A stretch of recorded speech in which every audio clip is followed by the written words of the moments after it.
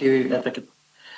On the evening of 15 April 2022, I was home with my son when I received a phone call around 9 o'clock, 2100 hours, multiple phone calls from both normal and over WhatsApp from one Kobus Janse van Rensburg, whom is the owner of Ghost Guard Security situated in Springs, informing me that he had an operation planned for that evening and that he required my assistance in knocking the house of a suspect suspected of a warehouse invasion and robbery in Brakpan, and that he has law enforcement members assisting him.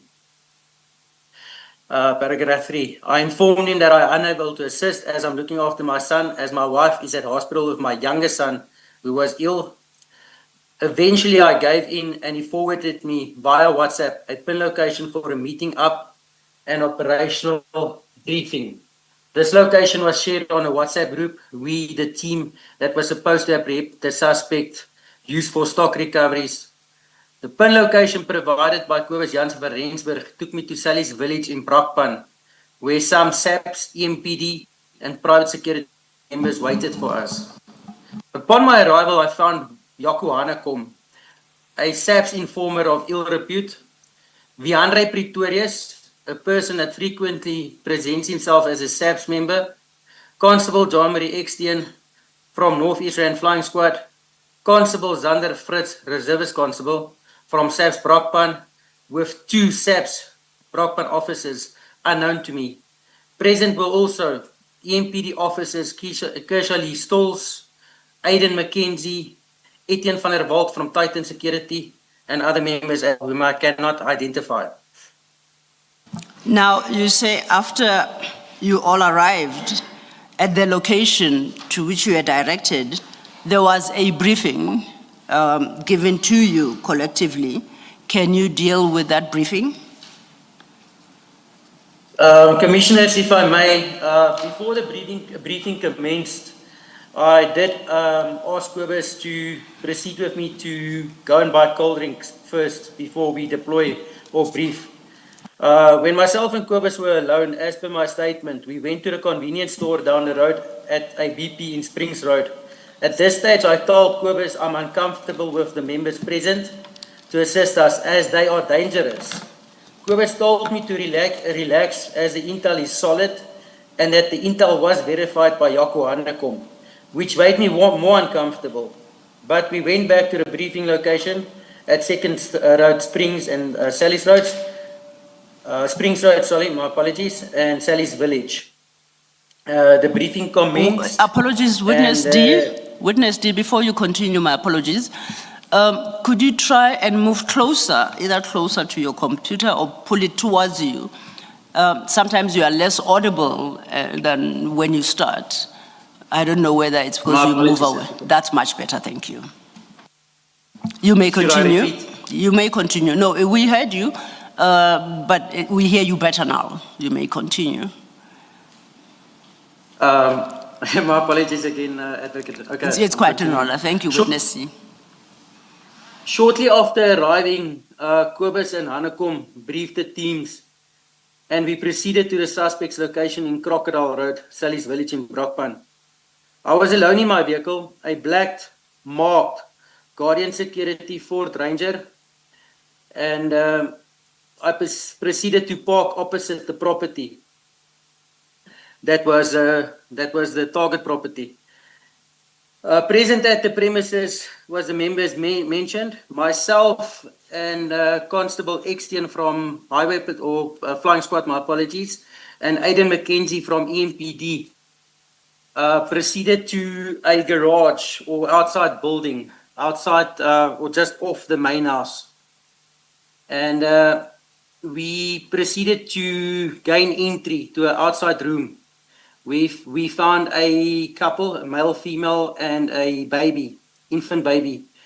Constable Extian identified herself and the reason for our intrusion and started asking them about the suspect and his movements, etc. Shortly after this, we received communication that the main team had located the suspect in the main house. We left the family in the outside room and proceeded to the main house and gained access to the house through the kitchen door. On my way to the main house, I spotted a white 4-ton truck with a specific number plate that had been used in the warehouse robbery, which is the vehicle that led us to this particular address.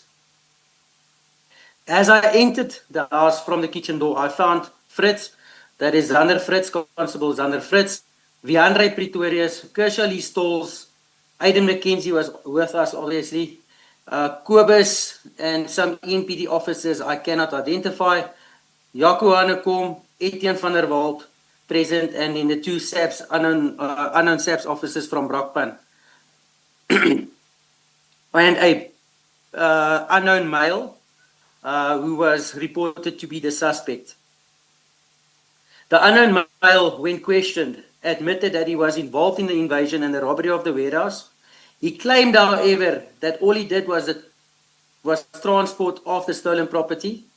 The suspect further requested that we not hurt him, as he had 500,000 rand in the house in cash, which he tried to bribe us with, or the officers with. After the suspect mentioned the cash, the two unknown members from Brakpan SAPS and Viandre Pretorius then pushed the man into the second bedroom and closed the door behind them. Everyone else, including myself, searched the rest of the house. In the main bedroom, the EMPD officers, unknown to me, found case dockets where the suspect is identified as a suspect in the particular crime or is otherwise mentioned. Some SAPS forensic bags, as well as a number of live ammunition rounds, was found. The other rooms contained various tools or garden tools or welding equipment. I then went into the bedroom where the suspect had been taken to by the Brakpan SAPS members with Viandre Pretorius. I noticed Viandre Pretorius, the suspect, with a plastic bag with the two SAPS Brakpan members assisting him from the right-hand side of the double bed. Tubing is where a plastic bag gets placed over a person's head, and that person gets suffocated to the point that he talks or cannot breathe, no longer breathe, and then obviously that we will, or they would obviously then ask him to talk to us, before, obviously to avoid this from taking place again. I entered the room and sat next to the suspect on the left-hand side of the bed. When Viandre stopped, I asked the suspect to tell me where the stolen stock was being kept. The suspect replied that he will show us. I picked up a wooden table leg that was broken from inside the room, held his legs down with it as to not touch him with my hands as he was wet. Viandre then continued tubing in with the one unknown Brakpan SAPS member, helping to hold him down, while the other was searching the drawers, etc. I got up and left the room. The other people were still searching the room. It was quite clear, or the house, my apologies, Commissioners. It was quite clear at this stage that the stock from a warehouse robbery was not in the house. As I entered the passage towards the kitchen, I saw one EMPD officer taking a bucket of water to the room where the suspect was being kept.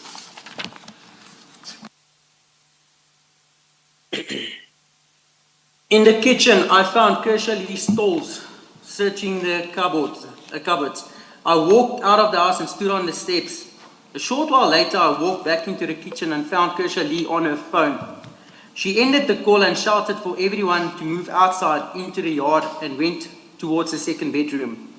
As I moved towards the door, I noticed two unknown Brakpan SAPS members leaving the house in haste. One of them was carrying a small black sports bag. I exited the house. I was joined outside in the garden next to the truck by Kobus and the others. Shortly after this, Viandre and Kershaw joined us. I asked whether a suspect talked, and Viandre responded that he will never ever talk again. A discussion between the law enforcement members then took place as to how to deal with the scene. Kershaw tried phoning a paramedic to declare the suspect dead. Viandre approached me and informed me that he will phone General Feroz Khan to fix this. I in turn responded and said no, as this is Viandre's problem. he responded and said, it's all of us in this, and if anyone talks, he will go to prison for killing them. I walked away from Viandre, and I walked away from Viandre, as myself and Viandre have had issues in the past. I saw Yaku Hanekom walking towards us. Yaku then informed myself and Viandre that the chief will come and sort out the issue. I noticed John Marie Ekstein, Zanner Fritz, and other members leaving, including Kobus Jansen van Rensburg from Coast Guard, to go and look for a firearm to plant at this house. Apologies, Witness D, you say that Yako informed all of you that the chief would come and sort out the issue. Do you know who he was referring to when he said the chief? Commissioners, at that stage, I did not know who he was referring to. And as continued in my statement, I walked to the main gate after this was said, and after I noticed the members that I've mentioned walk away to go and get a firearm to plant. Yes. I walked to the main gate of the property and saw that my vehicle, which is a Ford Ranger, black in color, marked, was parked in by two marked EMPD vehicles, which prevented me from leaving at that point. It made me question the whole scenario and what was currently taking place. A short while after this, Chief Soup, Julius Mkwanazi, JD Mkwanazi arrived at the scene, and we were informed that this is the chief in a dark tracksuit of some sort. At this time, apologies, Witness, at this time, did you know who Chief Superintendent Julius Mkwanazi was? It was my first time seeing him that evening, and then it was obviously when Yaku indicated to us that this is Mkwanazi, Chief Soup Mkwanazi. Did you know what unit or institution he's aligned to? From the system, I understood that he was EMPD or Metro Police. EMPD, you say? Yeah, or Metro Police, from the rank structure. Thank you. You may continue. Thank you, Commissioners. So, Yaku Hanekom and Viandre addressed him as chief, and the Metro members, including Yaku, Kershaw, Etienne was with me at that stage. So the Metro members, they all had a meeting with the soup away from myself and Etienne. Shortly afterwards, they returned to where we were. JD Mkwanazi said that we needed to throw the suspect's body into a mine shaft or dump it into a dam. As he said this, he looked at me. Viandre then in turn informed me that I must take the body and dump it. They will show me where and that I should relax. Since my vehicle is marked, Viandre said it won't attract any attention. I was directed by Viandre at this stage where to park my bakkie next to the front door. That is as you're coming from the main gate. I was escorted to my vehicle by two EMPD members and told where to park it. Yaku Hanekom essentially broke the gate to allow my vehicle entry into the property. I parked my vehicle at the designated spot and walked towards the main gate where I remained until they were finished. Before you continue, Witness D, apologies, before you continue, you say that when Chief Superintendent Mkwanazi said that the body should be thrown into a mine shaft or dumped into a dam, yes. You make the point of stating that when he said that, he looked at you. What did you interpret that to mean? Commissioners, it was quite clear at this stage that it was expected from me to dispose of the deceased body. And as I said, it's especially after the meeting took place between themselves. It was quite clear that they decided between themselves that I'm the one that's supposed to dispose of the body. And did you so agree? I really didn't have a chance to agree. I felt like I was being forced. At this stage, I felt that I was being outnumbered, as the decision was made already, and we're dealing with a a very serious and dangerous situation at this stage already. Yes. So I interpret it as if I don't comply, then I would probably be next. Okay. Advocacy law, just Mr. Moments. Do I switch on Do the I mic? switch on the? Let's try that. Let's try that. Commissioner, perhaps if you mute on your screen, there might not be a feed. Yes. Is it much better? Witness D, can you hear me?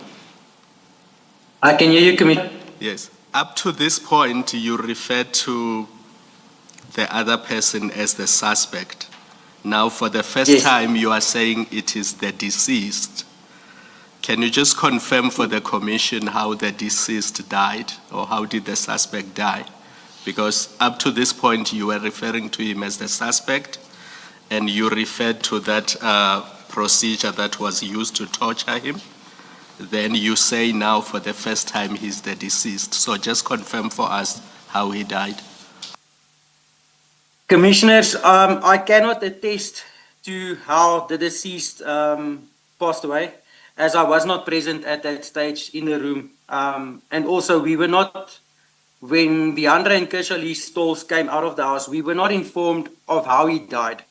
It was merely from what Viandra said, which is he will never talk again.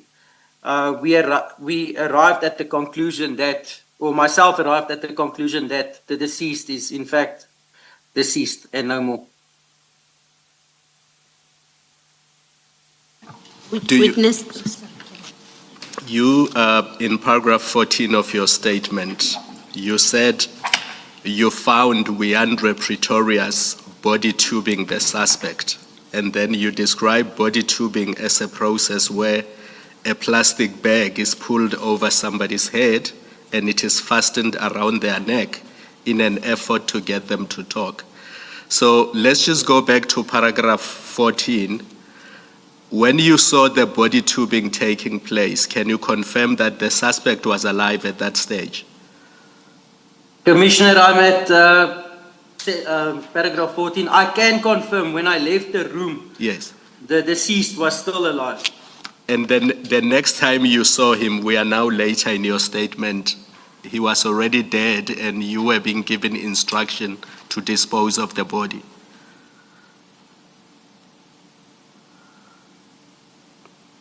Witness D? It's gonna be Witness D, paragraph 27. I saw Yakuhane kom and Viandra load the deceased. That's the first time that I saw him after the room, where they load the deceased onto my bakkie. Thank you. Witness D, when you saw him loaded onto the bakkie, did you see any physical injuries? Commissioner, at this stage, I was standing at the main gate of the property, which is approximately 10 feet, 10, 15 meters away from where my bakkie was parked, close to the front door. So I could not see any visible injuries. And like I said, I made a point of it, not looking, when I went back to my vehicle, not looking at the deceased. I got into my vehicle, and as indicated, I was instructed to follow EMPD officer Aiden McKenzie, and Viandra followed behind me. So I made no attempt to look at the deceased. When you do, and this is me, because I want to complete this question, we know from the statement that you do drive him and then you land up somewhere with him where you dispose of the body. Yes. At that point, did you see any physical injuries on him? Commissioner, as I stated, I have not seen any physical injuries on him, even to the point where I disposed of him. I made a decision not to look at his face, eyes, or any particulars. As indicated from my statement, it was also very dark that evening where I was instructed to dispose of him.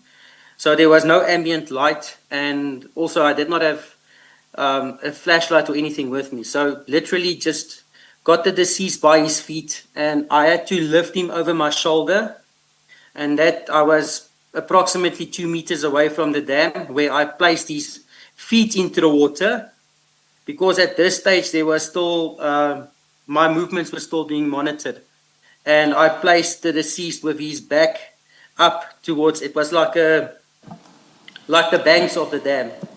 So it was only his feet or his legs that were placed inside the water. Witness D. Thank you. Thank you, Commissioner. I was going to ask Witness D to perhaps take a step back, because there are other steps that are important to highlight before you get to the dam. I do appreciate that it was in an attempt to fully address the question posed to you by Commissioner Baloyi as to whether or not you ever saw any injuries on the body. But then to take you back to, you were at 27, when now the body is loaded into your car. Yes. If you could Yes, take it yes. from there and indicate who loaded the body into the back of your vehicle. Okay, paragraph 27. Whilst I was waiting at my car, I saw Jaco, it's wrong there. Whilst I was waiting, I was actually at the gate. I saw Jaco Hannekom and Etienne van der Walt load household items into the vehicles. Etienne had his girlfriend of the time in another vehicle waiting for him that was parked on the outside of the property, an SUV type vehicle. And Hannekom was driving a red maroon Renault Kwid. After taking the household items, Viandre and Hannekom loaded the body onto my Ford Ranger, while Etienne was in and out of the house. I cannot recall who told me that they were cleaning the house. But after this, Mackenzie informed me that I must follow him and that Viandre will follow in a white Ford Ranger behind us. Witness D, before you proceed, please go back to paragraph 27. I understood you want to make a change to the statement. Paragraph Yes. 27 currently reads, whilst I was waiting in my car. You say that is not correct. That is incorrect, Commissioner. How should it read? Please indicate. Well, I was at the main gate, as indicated in paragraph 26. Yes. Final wording in paragraph 26. I was at the main gate until they finished and indicated to me to come to my vehicle, where they, obviously upon completion of them loading the body or the deceased onto my vehicle. Noted. That correction will be effected. Thank you. You may proceed. Thank you, Advocate. So I'm proceeding with paragraph 28. You are now at 28. I got into my vehicle. My apologies. I got into my vehicle and took my cell phone and sent my wife a WhatsApp and informed her not to be alarmed, but that I was sending her my live location. And should she not hear from me in the next hour and a half, then she needs to phone the police.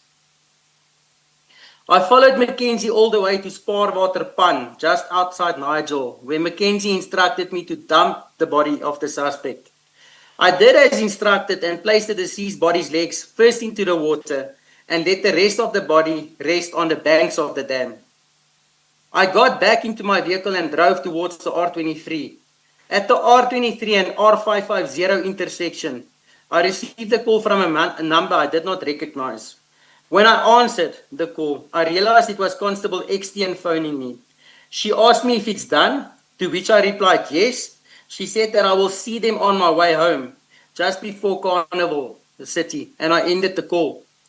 Shortly after this, I saw SAS vehicles, EMPD vehicles, and a red Renault Kwid. I realized that they were all parked on the side of Tinus de Jonge Road in Brakpan. I turned right towards them and parked right at the back of the parked vehicles. I got out and Kobus approached me and spoke to me and asked if I was okay. John Marie Extian wanted to know how deep I placed the body in the water, and I replied, on the side next to the bank. She then insisted that I go back to the dam where I dumped the body to check whether the body cannot be seen. I replied that I would not. The rest of them agreed that we should all go home. Zander, Viandre, John Marie and Jaco said they were going for drinks. I found this strange, as Zander had indicated to me earlier in the evening whilst we were in the house, that he was struggling financially.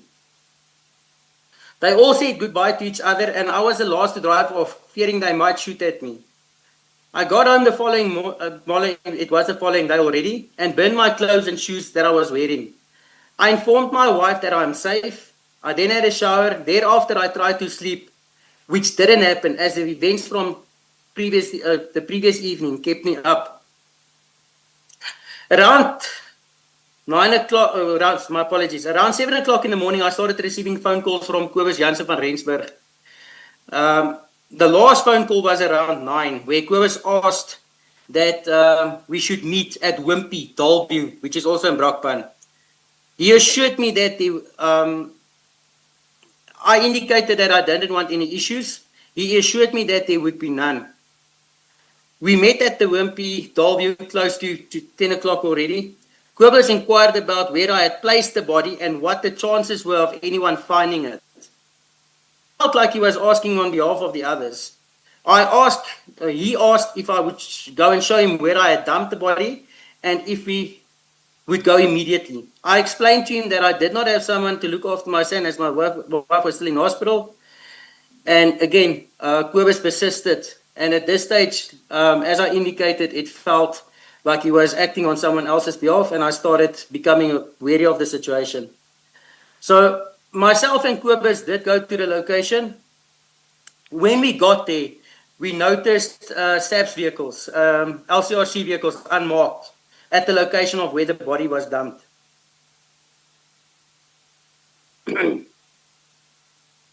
At this stage, before this, Kobus had a lot of questions and was talkative.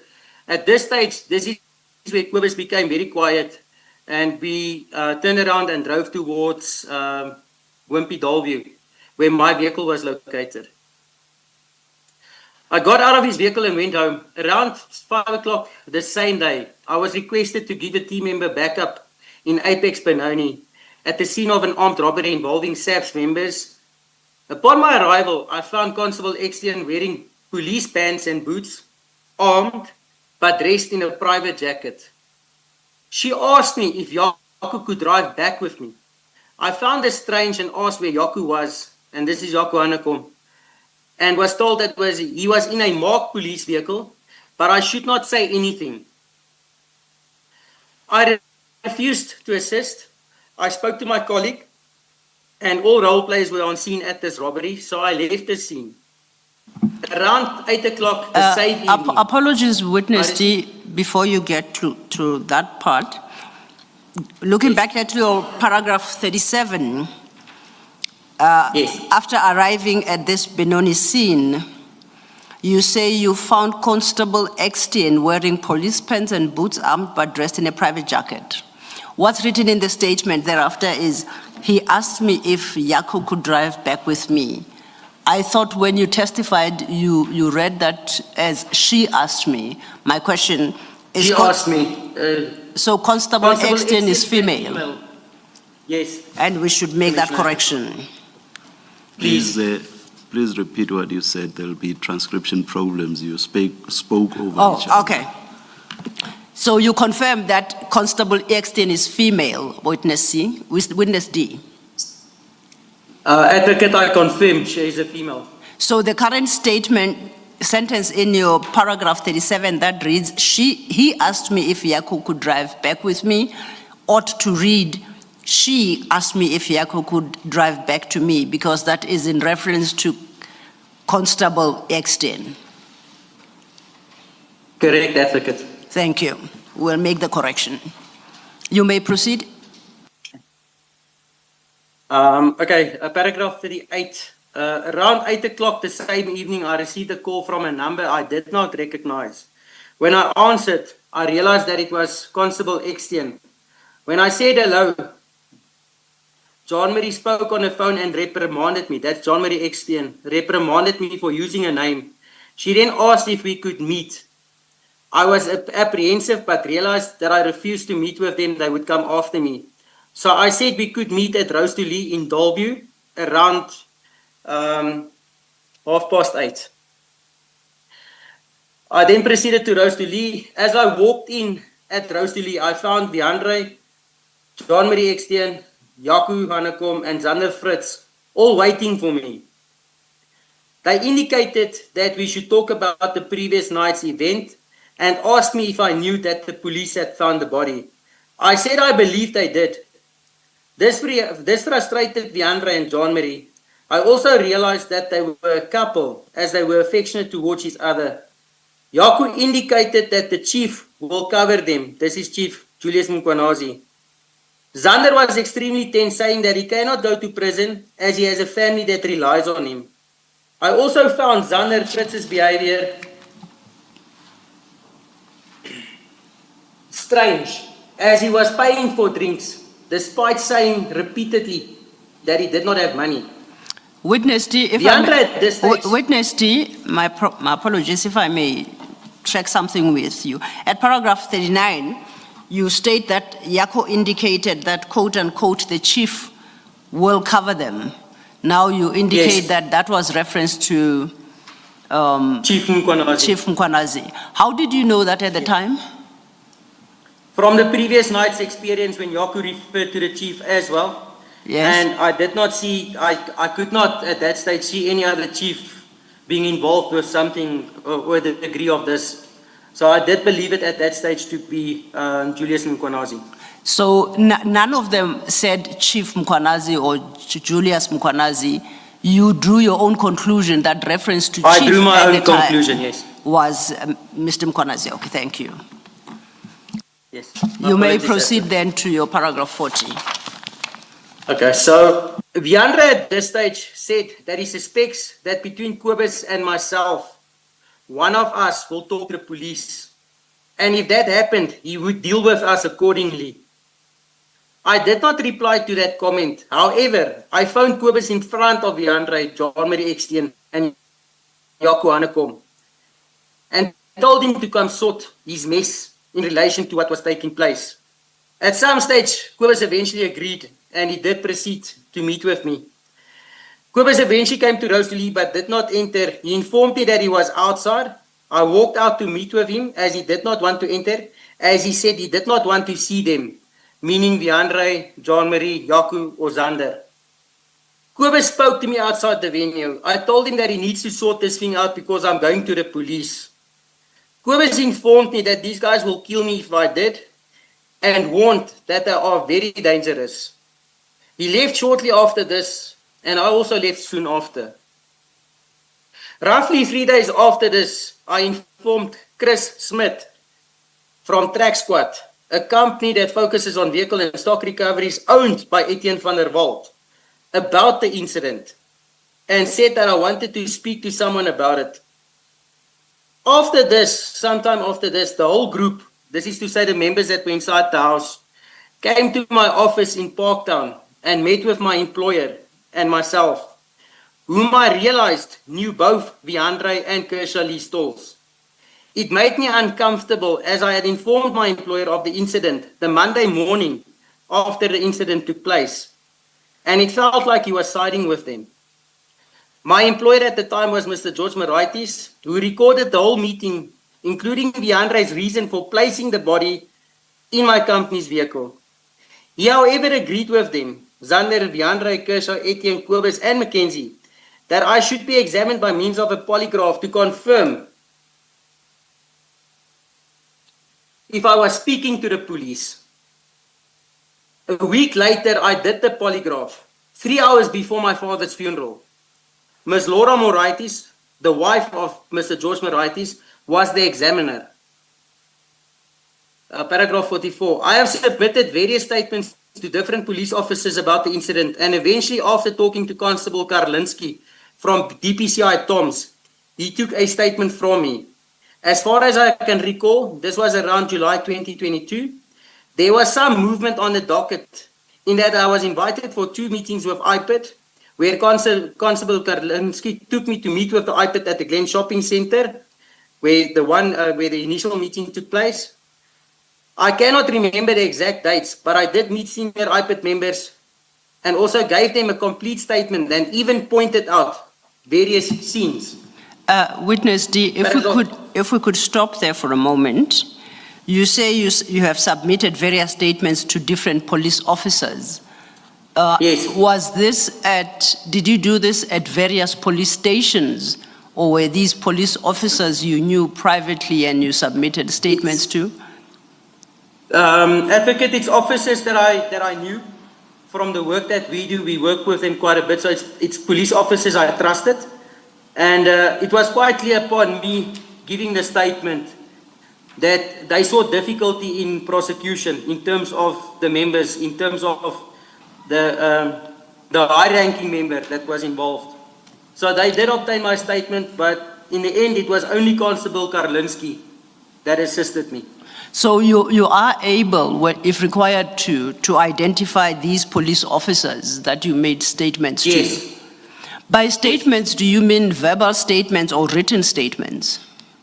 So to two of the police officers, I made verbal statements. I will be able to for security reasons, I cannot name them now, but I will do so. And then there was a Captain De Toy from Springs, Wynand De Toy. He unfortunately got killed in a shooting in February this year.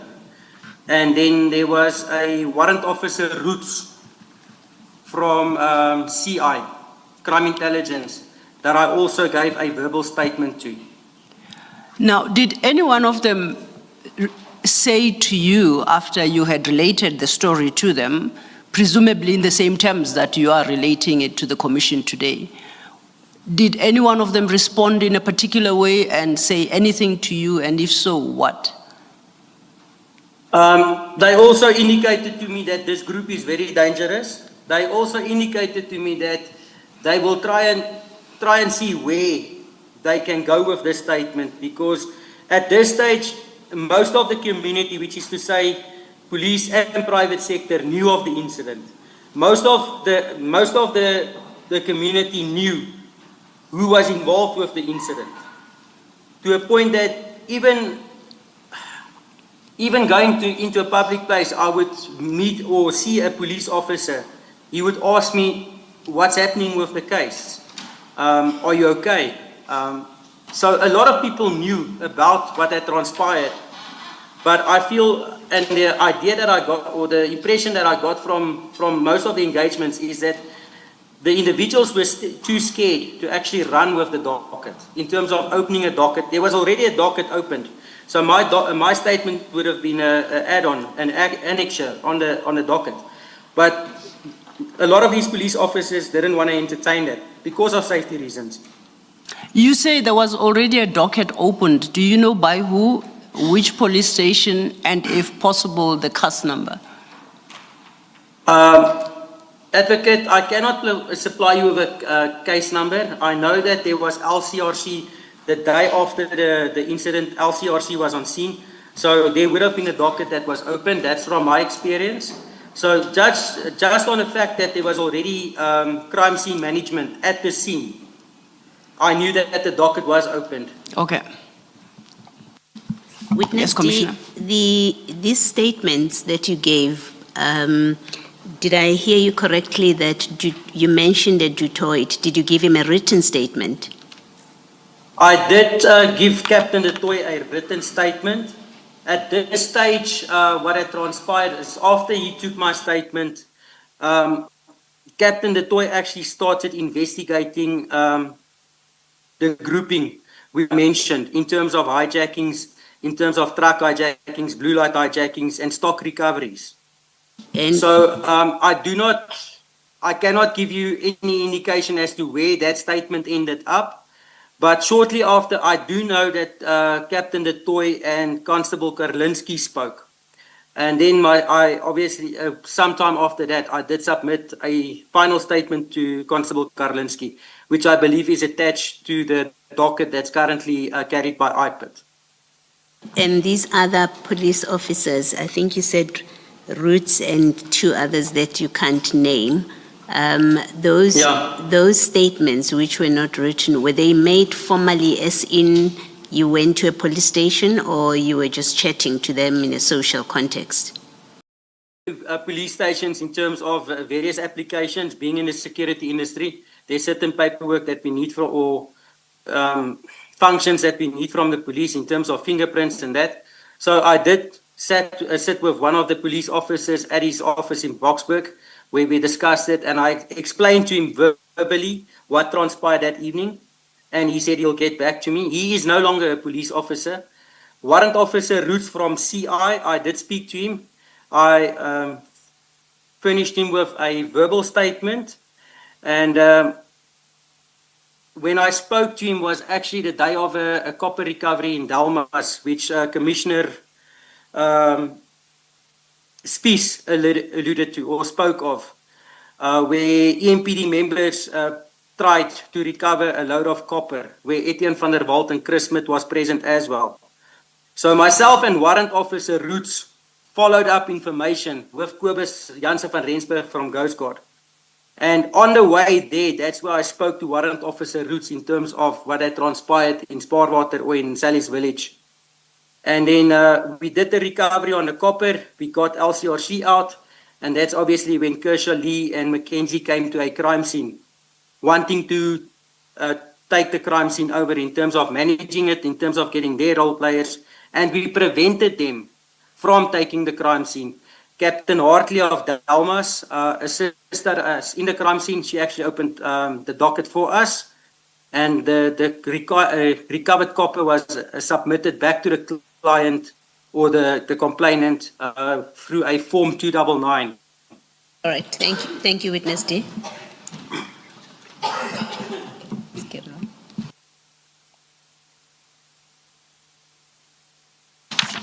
Let us adjourn for a few minutes. We'll come back when it's indicated.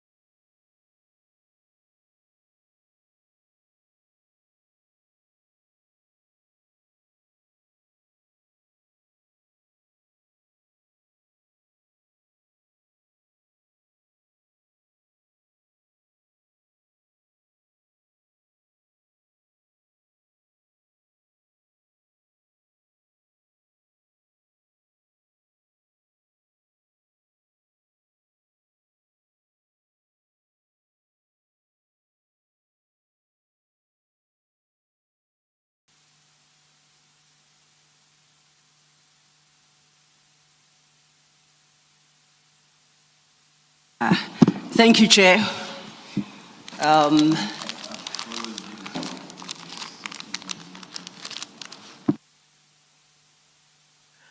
Apologies, witness. I should be muted. And then apologies, witness D. We had to adjourn. There was a bit of an emergency. Thank you, Chair, and thank you, Witness D. Because we stopped so abruptly, we could very well have interrupted the flow of your evidence. No issues, Advocate. We can proceed.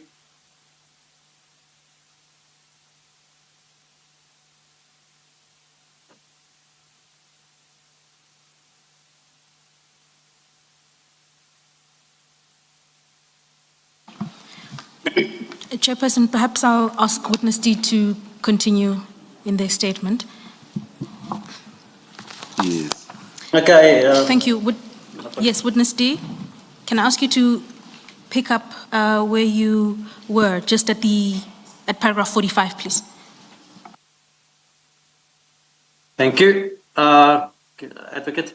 I require further police investigation into this matter, as these individuals act with zero accountability, hiding behind senior EMPD officials, even impersonating SAPS officials. Paragraph 46. There is another issue I would like to bring to the Commission's attention. Witness D, Yes. before you go to the other incident, let's just finish off this. Now, at paragraph 37, if you would just go back to paragraph 37. Are you there? I am there, Commissioner. Yes. You say there that this is, you're describing the scene of an armed robbery in Apex, Benoni. And then you say, Yes. you say, upon arrival, I found Constable Exton wearing police pants and boots, armed but dressed in a private jacket. My question is, were there other EMPD members with her? Or was she the only EMPD member on the scene? Commissioner, if I may correct you, Constable Exton is a flying squad member, rapid response member from Benoni. So there was various other police officers there. There was no EMPD there. Okay. It was only herself and other members from SAPS, Response Services or ORS, and then Yaku Anakom. All right, thank you for that. And then just to go back further, at your paragraph 6, this is where you say that before the briefing, I asked Gobas to come with me as I wanted to go to a convenience store, and you say what the store is, and you said you were uncomfortable, and this is the part, you were uncomfortable, you say, I told Gobas that I'm uncomfortable with the members present as they are dangerous. Who in particular, in the group that you have described in paragraph 5, who were you referring to when you said they are dangerous? Commissioner, I was referring to the fact that Kershaw Stalls, Aiden McKenzie, Yaku Hanekom, and obviously Viandre Pretorius was there.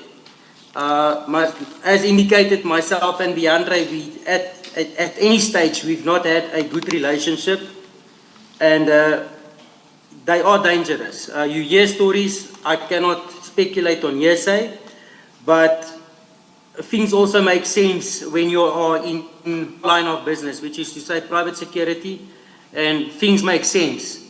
And what happens with scenes. So that is why I indicated to Kobus, I am uncomfortable with the members that's there. Like I said, I don't know all of the members that were there, but the grouping that I named in my statement is the members that I am concerned with.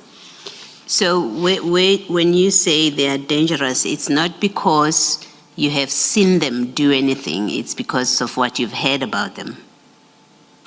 What I've heard, and in, like I said, it's hearsay, but I can believe what I hear from, at that stage I did believe from what I heard from people, and yeah, All right. it's not what I've seen. Okay. And then in paragraph 13, you say that in this bedroom, you're talking about being in everyone else, including me, searched the rest of the house. In the main bedroom, you found case dockets where the suspect Yes. is identified as a suspect in the particular crime or is otherwise mentioned. And then you found some SAPS forensic bags as well as a number of live rounds of ammunition. In your presence, was this person that you describe as the suspect, was he asked where he got these dockets from, the forensic bags and the live rounds of ammunition? He was asked about it, but it was quite clear that the issue of the forensic bags, the issue of the case dockets that was found in the house was not a priority from the members that I've mentioned. As soon as this person mentioned the money, the whole dynamic changed. In my opinion, I feel that we went there for one reason, which is to recover the stock, which is to identify further suspects and possibly arrest them. The moment the deceased mentioned the money, to me it became a robbery.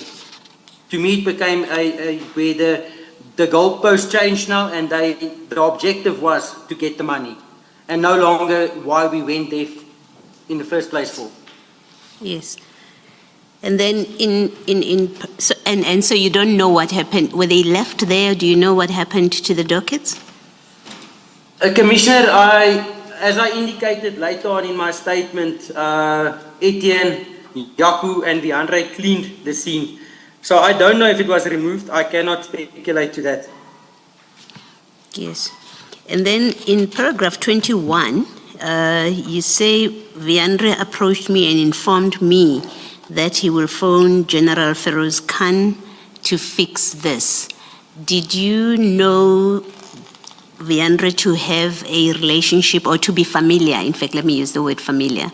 To be familiar with General Feroz Khan? Commissioner, I cannot confirm if he's familiar or he has any links to General Feroz Khan. But I also, being in the industry that we are in, we know of General Feroz Khan. And I know that he heads the counterintelligence segment for crime intelligence and in the kidnapping task team. So my motivation for telling Viandre that you cannot phone General Feroz Khan is, it's not his problem. It's no one's problem. It's our problem now. Why involve other people? And that was my issue with it. Do you know why Viandre thought General Feroz Khan could fix this? Whatever he meant with that. I have no idea, Commissioner. Yeah, as I said, I have no idea why he even mentioned him. Yes. Thank you very much. Thank you, Witness D. Thank you, Commissioner. Thank you, Commissioner. Witness D. Advocate. We had now gotten to your paragraph 45, which you had dealt with, and I think we are moving on to paragraph 46. There were other issues. Your paragraph 46 speaks to other issues you wanted to bring to the attention of the Commissioner. Thank you, Advocate. Paragraph 46. There is another issue I would like to bring to the Commission's attention regarding the following private individuals.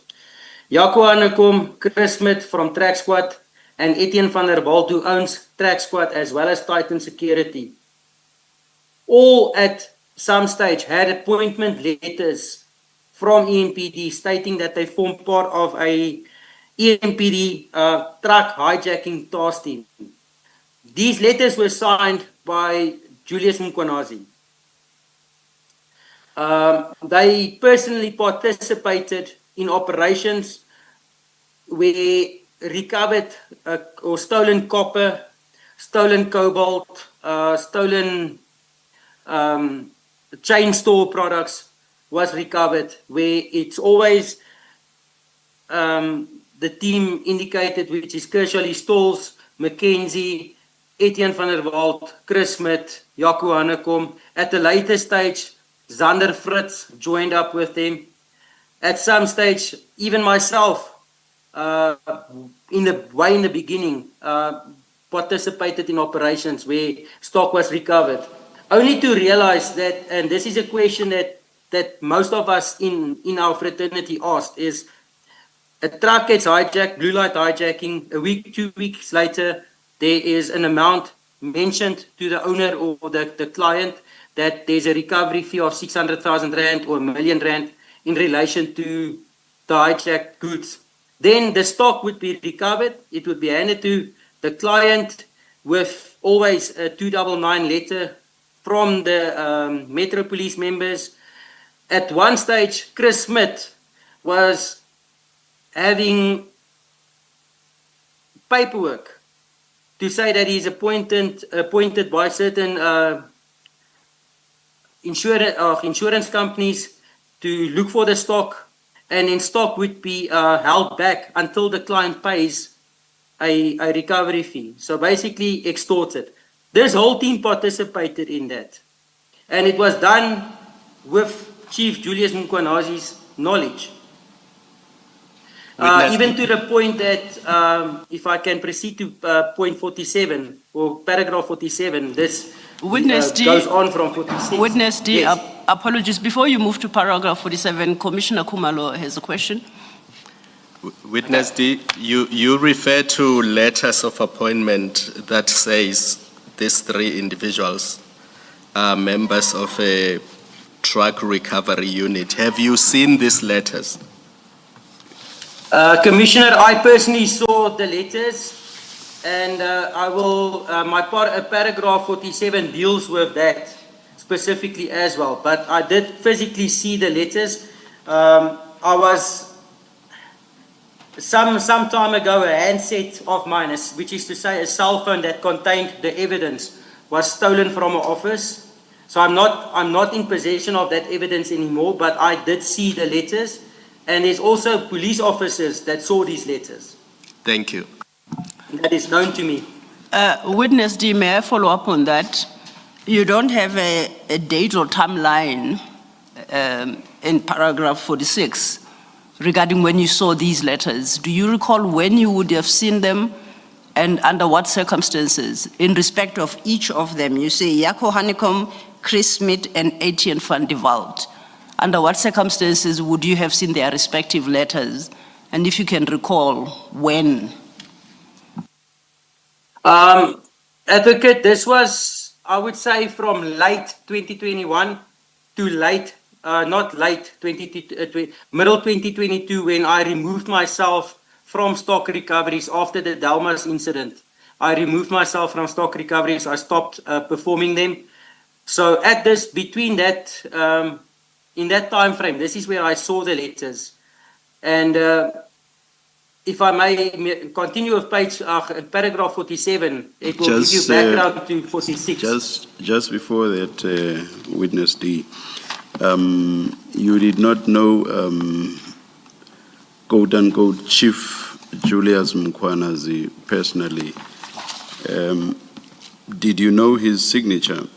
Because you say the letters were signed by Chief Julius Mkwanazi. Commissioner, if I may, at the top of the letter, it was on an EMPD letterhead or Ekurhuleni Metro letterhead. And the letters always started with, to whom it may concern. At the bottom of the wording, there was Senior Soup, I believe it was Senior Soup or Chief J.D. Mkwanazi, and it was signed, a signature. Thank you. Thank you, Witness D. You may proceed. You were now at paragraph 47. Thank you, Advocate. There was an incident where a truck with a load of copper was hijacked, and myself and other members found the truck at the Kop. The exact address was Setchel and Nederveen Highway in Germiston, Gauteng. This was a month before the incident in Brakpan. Jaco had come to the scene where myself, Kobus, Etienne van der Walt, and I waited for police assistance, that is to say LCRC and police towing to remove the vehicles after the processes were followed. Jaco Hannekom then came to the scene with an Isuzu bakkie fitted with blue lights. I checked the vehicle's registration through MCD, which is an app that allows us to check for ownership. And that basically confirmed that the vehicle was registered to EMPD.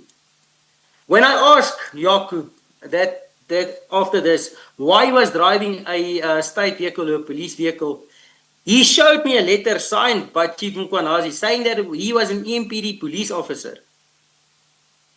Etienne van der Walt and Kobus Jansen van Rensburg were also present when this incident took place.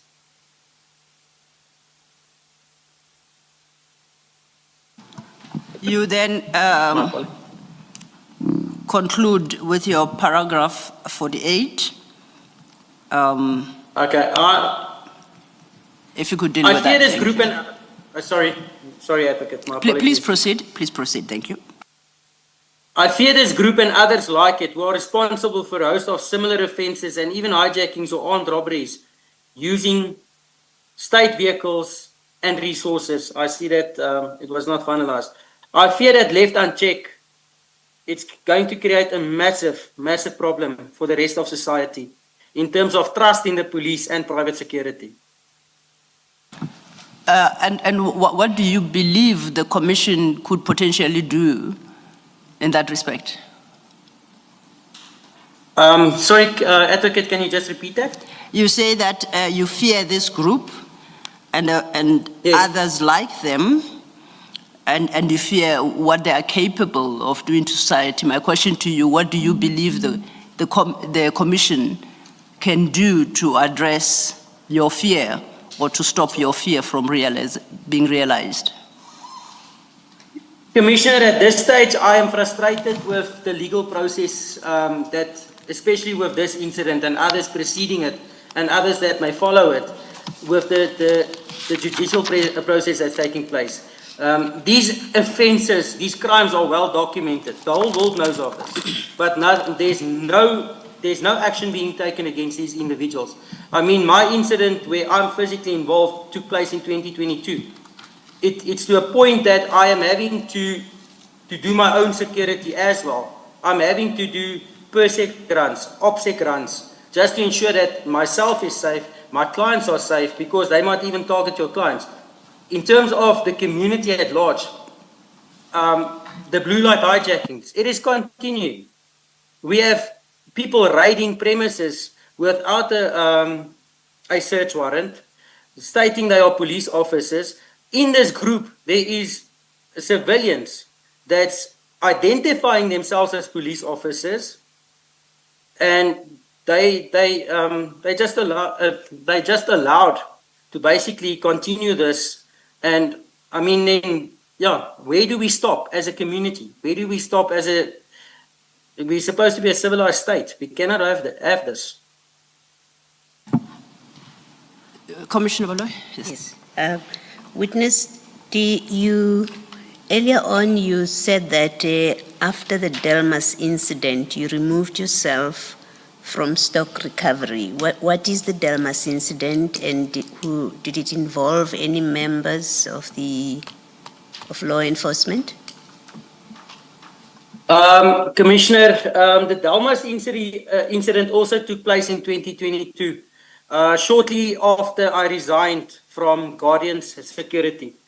We received intelligence from in relation to a warehouse invasion, where 4 truckloads of copper was stolen from a premises in Springs. An informer contacted us and informed us that he has a location of where this copper is being kept. Myself, Kobus Jansen van Rensburg, and Warrant Officer Roots from Crime Intelligence proceeded to the location. We were met by Captain Carla Hartley that was doing patrol in the area. We informed her of our information. We proceeded to this plot and gained access and found the truck with the copper that was stolen in Springs. Approximately 10 minutes after our discovery Kershaw Stalls in a Metro Police vehicle, Aiden McKenzie in a Metro Police vehicle, rushed into the scene. They drove quite fast into the scene, and they didn't introduce themselves because we know them, and they said they're here for the recovery. Warrant Officer Roots then explained to them that SAPS member is already on scene, and that it's his scene. That he's notified LCRC, and Captain Hartley also indicated that she's the senior officer, and that EMPD has no mandate or jurisdiction in Dalmas. They were very unhappy with myself, Kobus, Captain Hartley, as well as Warrant Officer Roots. Shortly after this, Chris Smith from Track Squad and Etienne arrived with a helicopter and started taking stock of the recovery stock. That is to say, count the recovered stock and phoning the owners, wanting a recovery fee. So we prevented them from getting a recovery fee for this recovery. It's also important to note where we recovered the copper on the plot in Dalmas. That plot was rented, or space of a section of the plot was rented by an ex-girlfriend of Etienne van der Walt. So to me, it feels that the stock was left there after the robbery for them to recover it. How common are these kind of incidents where law enforcement officers, security companies, and private citizens or civilians have been involved in similar operations such as what you're describing, what you've just described now, from your own experience and involvement? Commissioner, if I may, like I mentioned, I did withdraw from that, but it is very common. I would say you have 2-3 events a month where it's high value cargo, to say cobalt, copper, or even just a normal blue light hijacking, which, as indicated, and it's prevalent in social media, news media, where police officers are part of the hijacking team. And then again, with the recovery on cobalt and copper, it is a planned operation from the start to the very end of the fake recovery.